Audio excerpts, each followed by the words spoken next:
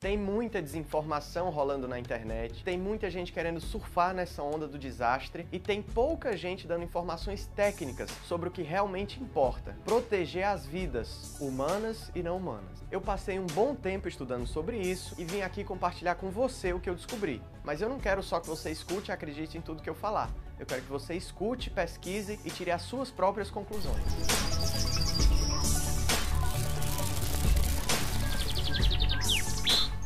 O rio é doce, a vale amarga. Foi com essa frase que Carlos Drummond de Andrade, há 35 anos, eternizou o quadro do descaso ambiental no Brasil e profetizou o que culminaria hoje no desastre ambiental de Brumadinho e também de Mariana.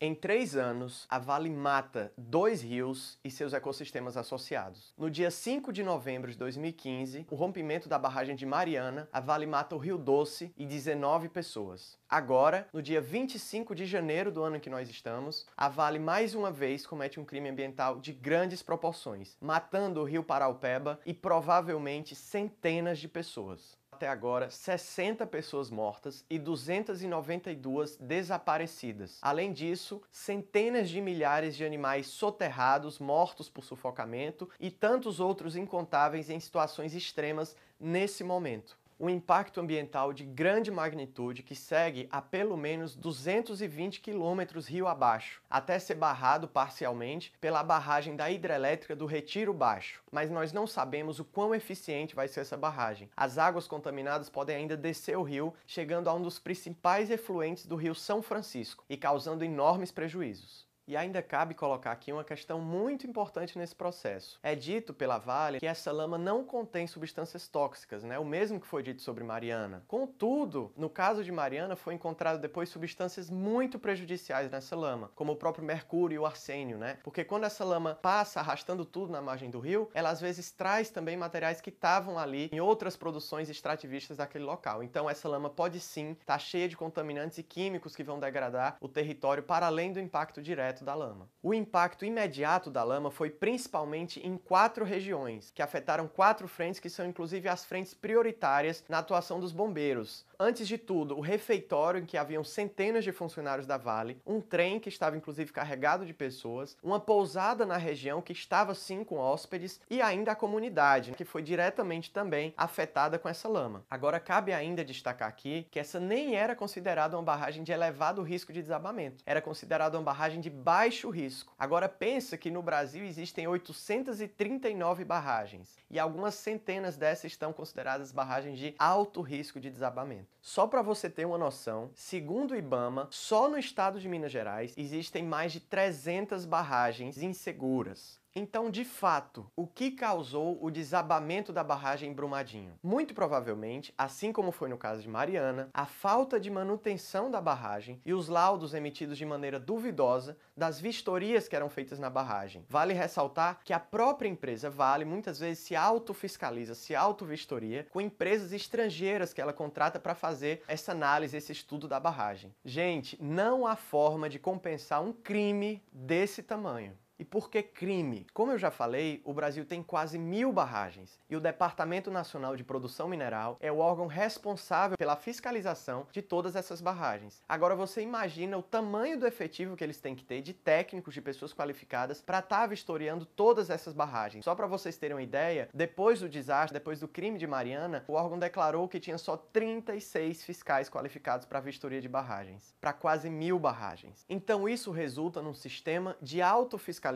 de autovistoria dessas empresas que fazem a gestão dessas barragens. Elas muitas vezes não querem esperar a morosidade do processo, o tempo que demora para essa fiscalização do governo, então elas mesmas se autofiscalizam. E como diz a sabedoria popular, quem paga a banda escolhe a música. Que tipo de empresa eu vou contratar? Uma que vai me ferrar? Provavelmente não. Só para ilustrar isso que eu estou falando, em dezembro do ano passado, a Vale emitiu, através de uma empresa alemã, um laudo, dizendo que a barragem estava ok, que não tinha qualquer risco de desabamento. Tanto é que logo depois disso eles aprovaram a ampliação de 88% da capacidade de mineração naquela região de Brumadinho. Mineração que vai resultar em dejetos que vão ser acumulados nessa barragem. Ou iriam ser, antes da tragédia. Houve uma votação para essa ampliação e apenas uma pessoa, um representante, votou contra. E foi justamente um representante do IBAMA, Júlio César. E o Júlio César falou pra gente, que ficou em ata na reunião, uma coisa muito importante que eu vou ler aqui para vocês. Abre aspas. A população está preocupada, com toda razão. Muita gente aqui citou o problema de Mariana, se referindo à tragédia anterior. E vocês têm um problema similar na barragem. E ali é o seguinte, essas barragens não oferecem risco zero, como foi alegado no laudo, né? Em uma negligência de quem está à frente de um sistema de gestão de risco, aquilo se rompe. Se essa barragem ficar abandonada, ela rompe. Isso são 10 milhões de metros cúbicos de lama. Então, isso aqui é em dezembro, um representante do IBAMA, na reunião da votação para ampliação da mineração em Brumadinho, e ele perdeu de 8-1 essa votação. Provavelmente aí o impacto poderia ter sido evitado se a expertise de um representante do IBAMA tivesse sido ouvida.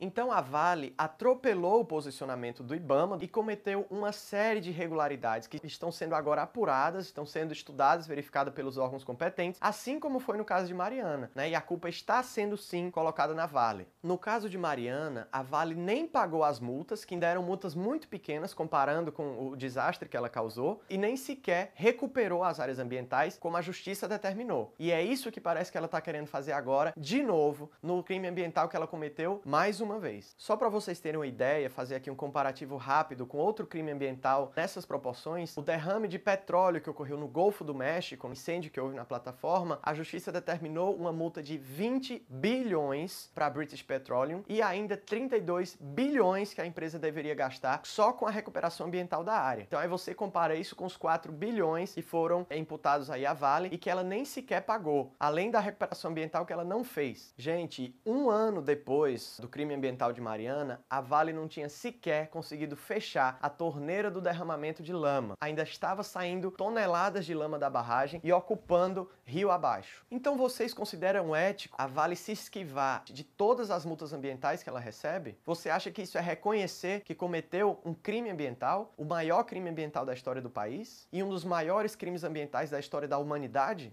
Eu vou ler para vocês, foi dito agora por um dos principais advogados da Vale, com a posição da empresa sobre o impacto em decorrência desse crime. A Vale não enxerga razões determinantes de sua responsabilidade. Não houve negligência, imprudência ou imperícia. Ou seja, não houve responsabilidade da empresa. Não tem nada a ver comigo essa barragem. Então sim, a culpa é da Vale. E mais, se os órgãos continuarem tratando o caso com a mesma frouxidão que trataram o caso de Mariana, a gente vai ver agora nos próximos anos uma repetição do que vem acontecendo. A zona não sendo recuperada, as multas não sendo pagas e centenas de pessoas seguindo desabrigadas morando de aluguel. E o pior, outras barragens vão com certeza se romper. E é aí que eu entro num tema que eu nem queria trazer aqui na discussão desse assunto. Mas depois do que eu vi na internet, é difícil deixar passar. A politicagem oportunista desses grupos que surfam na onda do desastre. Então, nesse momento que a pauta tá quente, todo mundo tá querendo puxar uma pontinha desse desastre para falar mal de fulano, falar mal de cicrano, falar de partido X ou Y, falar de esquerda, falar de direita, sem se preocupar em dar reais informações e aos fatos e trazer dados técnicos sobre o que realmente aconteceu. Então, eu acho importante deixar aqui o meu posicionamento técnico e político, porque eu reconheço sim que meio ambiente é uma questão política. Nos últimos dias, o MBL lançou 2 vídeos sobre o desastre, sobre o crime de Brumadinho. E ambos os vídeos, eu falo com tranquilidade, são puro oportunismo político. Mas eu não vou falar nada não. Vá você mesmo assistir esses vídeos e veja se o interesse deles é falar sobre o desastre ambiental ou se é falar do PT. Sobre esses vídeos, eu vou comentar 3 pontos. Primeiro, a escancarada politicagem do MBL no trato desse tema. Segundo, o debate raso e deslocado sobre privatização e estatização que eles alimentam nesses vídeos. E terceiro, e mais importante, eu vou fazer uma análise técnica sobre o que o cenário das barragens nos adverte sobre o carro-chefe da política ambiental do governo Bolsonaro. Primeiro ponto. Em um dos vídeos, o MBL começa e termina o seu discurso falando que essa pauta do desastre não é uma pauta política, é uma pauta ambiental. O engraçado é que o cara lá do MBL insiste nessa maquiagem de que meio ambiente não é pauta política, faz um vídeo sobre Brumadinho e passa o vídeo inteiro falando de política. Inclusive, eu faço questão de ler aqui para vocês um pedacinho, entre aspas, aqui do que ele falou no vídeo. O fato é que a esquerda, essa canalhada de pessoas que não liga pro próximo, não liga pro humano, tá se aproveitando de toda a situação para fazer um grande emaranhado político e assim atacar o governo Bolsonaro.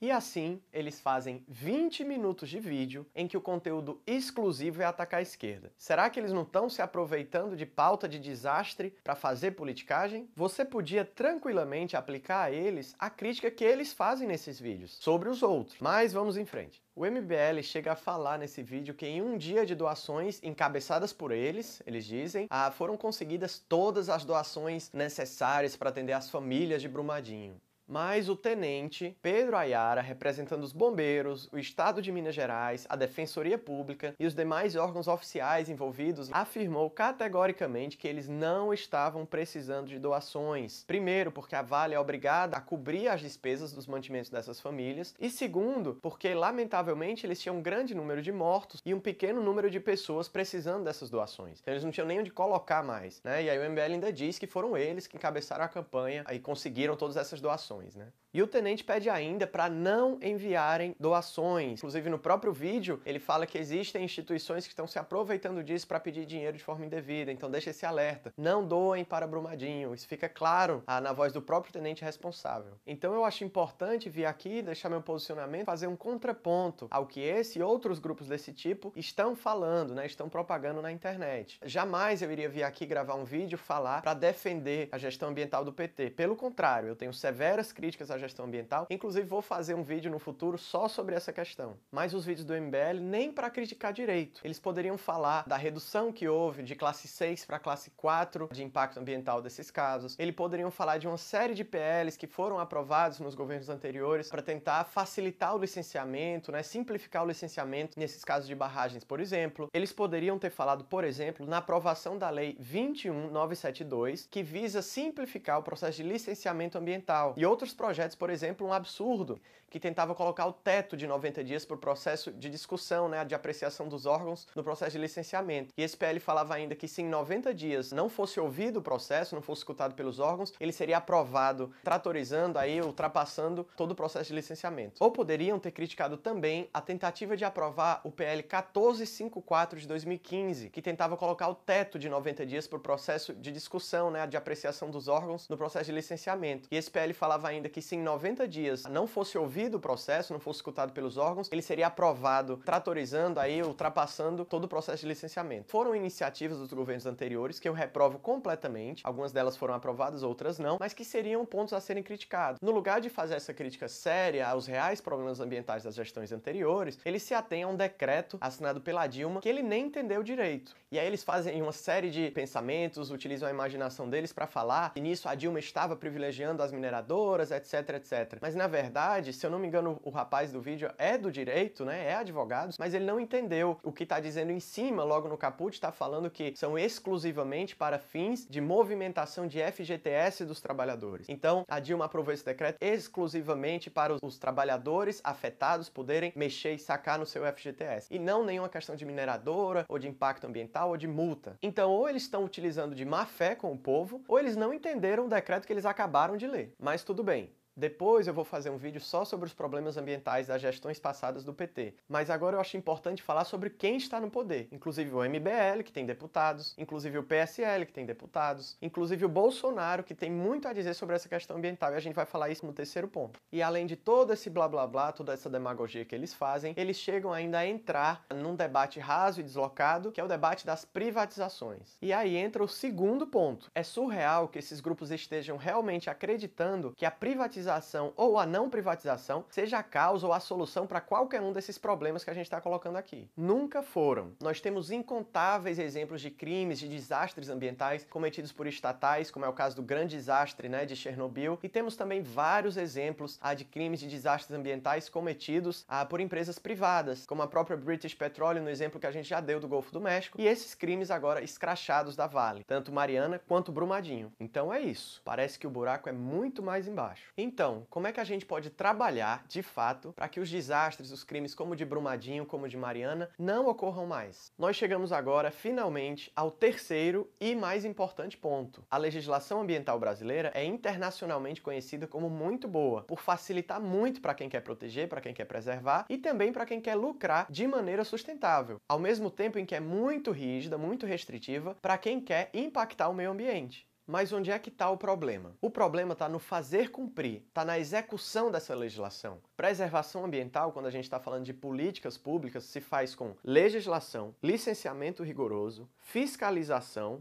e punição de eventuais crimes conforme a letra da lei. Essa efetivação no papel do que está na lei, ela demanda, ela precisa de um efetivo de pessoas, de profissionais capacitados e capazes de atender à demanda, né? Que a gente já falou que é uma demanda muito grande. E é aí que entra o ponto mais importante de todos. É óbvio que nós não podemos responsabilizar o presidente Bolsonaro pelo crime ambiental de Brumadinho, pois ele não estava na gestão, ele não estava responsável nos períodos de gestão do Temer, anteriormente da Dilma e etc. Mas a gente pode sim imputar a ele a responsabilidade pelo que ele defende para a política ambiental nacional. E eu uso aqui esse exemplo das barragens que a gente está discutindo para colocar categoricamente que as políticas ambientais defendidas pelo Bolsonaro para o seu atual governo são um verdadeiro pesadelo para qualquer pessoa que se preocupe com o meio ambiente e qualquer pessoa que entenda minimamente de gestão e preservação ambiental. Agora nas falas do próprio presidente Bolsonaro, abre aspas, quero deixar bem claro, o futuro ministro do meio ambiente será indicado pelo setor produtivo. Não teremos mais briga nessa área. Outra, atrapalha o desenvolvimento. Ele está falando aqui das reservas ambientais. Não podemos continuar admitindo uma fiscalização xiita por parte do ICMBio e do IBAMA, prejudicando quem quer produzir. Não podemos ter uma indústria da multa punitiva. Indústria da multa. Olha a artimanha de discurso que ele usa para falar de fiscalização ambiental. Não vou admitir mais IBAMA sair multando a torto e a direito por aí, bem como o ICMBio. Essa festa vai acabar. Mais uma. As políticas ambientais não trabalham em prol do Brasil. Simples assim, as políticas ambientais. Outra, essa questão de licença ambiental atrapalha quando se quer fazer uma obra. São problemas infindáveis. Isso acontece muito na região amazônica. E por último, vamos aprovar projetos para que a política ambiental não atrapalhe o desenvolvimento do Brasil. Então fica claro aqui como o presidente Bolsonaro enxerga o processo de licenciamento ambiental, o trabalho do IBAMA, o trabalho do ICMBio. Ele enxerga isso como um atraso que está atrapalhando o desenvolvimento do país, atrapalhando quem quer produzir. Ele chegou ao cúmulo de falar no Fórum Econômico Mundial que o Brasil é o país que mais preserva o seu meio ambiente do mundo. E por aí vai. O presidente Bolsonaro já começou muito mal ao nomear como ministro do Meio Ambiente um condenado ficha suja, o Ricardo Salles, condenado por crime ambiental. E como se não bastasse, o crime ambiental dele foi exatamente fraudar o processo de mapas do plano de manejo do Rio Tietê para privilegiar uma mineradora. Exatamente isso. O próprio Bolsonaro também já foi multado por crime ambiental, né? Quando ele estava pescando em unidade de conservação, né? Fazendo uma atividade ilegal. Foi preciso ele chegar à presidência da República para ele conseguir fugir dessa multa. Inclusive, existem casos já constatados pela Justiça em que mineradoras estão tendo que responder ao Tribunal Regional do Trabalho por acusações de estarem coagindo seus funcionários a votarem no Bolsonaro na eleição passada. Por que esse interesse da mineradora? A questão central aqui é que esse discurso, né, esse projeto de desburocratizar, simplificar, facilitar o processo de licenciamento e aprovação dos impactos ambientais é, sem dúvida, o carro-chefe da gestão ambiental de Bolsonaro e do ministro Ricardo Salles. Resumindo, o combate à ineficiência da fiscalização ambiental não se dá atacando as leis de proteção ambiental. Isso é um tanto quanto óbvio. O trabalho tem que ser no sentido de exigir que se faça cumprir a legislação que já está no papel, que é sim muito boa, né? Se você está reclamando do processo da demora do licenciamento, então invista no efetivo de pessoas capazes a fazer esse licenciamento. Pessoas do IBAMA, pessoas do ICMBio, pessoas que o presidente tanto critica. E aí eles alegam que isso seria mais custo para o Estado. Mas aí eu pergunto, quanto custou para o Estado os impactos dos crimes ambientais da Vale? Quanto custa para o Estado as secas que ocorrem no Nordeste e agora agora também no sul? Quanto custa para os estados os surtos de arboviroses que invadem as cidades? Quanto custa para o Estado os deslizamentos? Quanto custa a poluição dos rios que faz impacto econômico na pesca? Quanto custa para o Estado a infertilidade dos solos para o agronegócio, que é resultado justamente dos impactos ambientais que são feitos de maneira irresponsável nessas regiões? Meio ambiente não é custo. Esse pessoal desconsidera os serviços ambientais, eles desconsideram tudo que a natureza faz gratuitamente para o ser humano e consideram a natureza um local de recursos infinitos e também um lixão que eles podem jogar lá tudo o que quiser, como se aquilo não fosse ser cobrado depois. Não é assim que a natureza funciona. Para quem gosta de números e dados mais objetivos, eu vou deixar aqui na descrição do vídeo o link de uma pesquisa em que os pesquisadores estimaram em 33 trilhões de dólares por ano que os governos deixam de gastar porque o meio ambiente faz o trabalho de graça. Então são 33 trilhões de dólares por ano economizados com serviços ambientais. Isso não vai para a ponta do lápis quando esse pessoal vai ver quanto está gastando com o meio ambiente. Então é isso, pessoal, é isso que eu queria falar para vocês. Se tiver algum ponto que vocês não entenderam, alguma coisa que vocês discordaram ou que queiram acrescentar alguma coisa, vocês podem deixar aqui nos comentários que eu vou ler de um por um e vou estar dando esse retorno para vocês, tá bom? Então eu acho importante isso, que a gente se atenha às questões técnicas, que a gente se atenha à ciência, para que a gente possa proteger as vidas dos humanos e dos outros animais e proteger o nosso meio ambiente, trabalhando para que as leis sejam cumpridas, para que o meio ambiente seja fiscalizado e para que nesse caso desse crime e em outros que venham acontecer, os responsáveis sejam punidos, como é o caso da Vale, tá bom? Então tamo junto, continua acompanhando o nosso canal, se inscreve aqui se você gostou e compartilha esse vídeo com seus amigos. E é isso, pessoal, tchau, até a próxima.